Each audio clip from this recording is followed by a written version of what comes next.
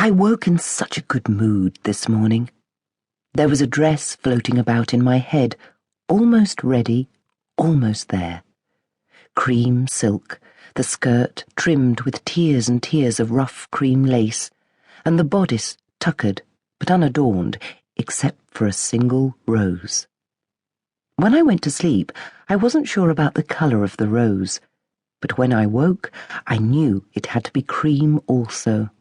A self-coloured rose, a little passé, almost blousy. "Dresses come to you like songs come to Schubert, Frau Susanna," a customer said to me once, and I was so pleased, idiot that I was, that I undercharged her quite badly for the evening cape I was fitting. But it wasn't just the dress that made me happy.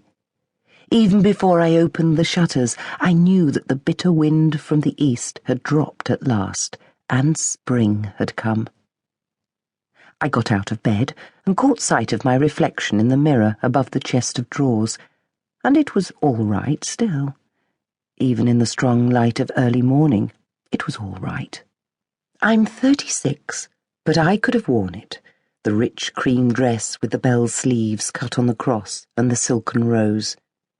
It wasn't for me, of course, it was for the shop, but I could have carried it off.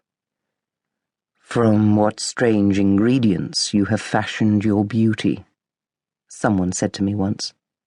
"A mouth too large, a forehead too broad, the cheekbones of a bohemian peasant. Still, one must concede the eyes and the hair. Yes, certainly one must concede the hair." Actually, it was not someone who said this. It was Field Marshal Gernot von Lindenberg, and he is not someone. For a moment I saw in the mirror what he had seen, this fierce and aging man holding my face between his hands. Then I blinked and was confronted by a woman with fair hair and blue eyes, entirely ordinary, no longer young. I live above my shop in a small square in the inner city. The bells of St. Stephen's Cathedral ring the hours for me, and it's only 12 minutes' walk to the opera. All distances in Vienna are measured from the opera.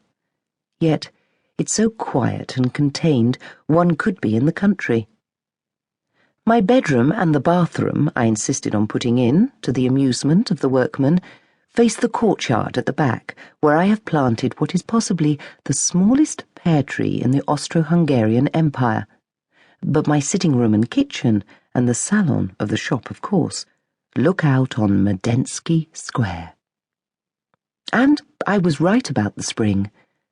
Leaning out of the window, still in my kimono, waiting for the water to boil for my coffee, I could see the water sparkling in the fountain, see the sunlight glint on the brass head of Colonel Madensky, somewhat beset by pigeons. The air was warm, and the smells that in the winter only come fleetingly from shops and doorways drifted voluptuously upwards. Fresh bread, vanilla, saddle soap.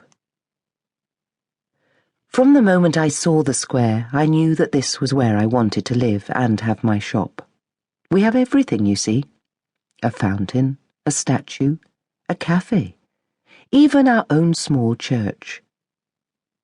True, the fountain in the centre has only one tier, and no one on it could actually be said to writhe. When I first came here, 8 years ago, I rather wished for stone heroes with rippling pectorals, or goddesses with cornucopias and serpents in their hair.